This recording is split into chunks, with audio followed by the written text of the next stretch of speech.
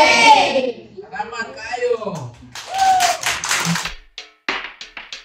Ang mga pangulo sa simbahan na maaymutungan sa ilang katungdanan, ang ilon nga takos sa dubli nga suhod na pinakadtong naghago gayon sa pagwali o pagpundo.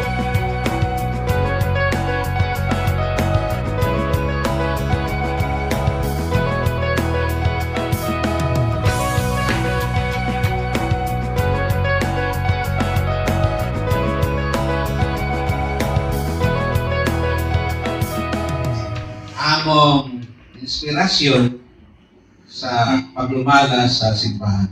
Ang alagad nga matinumanon, panalangin sa katawhan. Paminawa, kini nga kanta,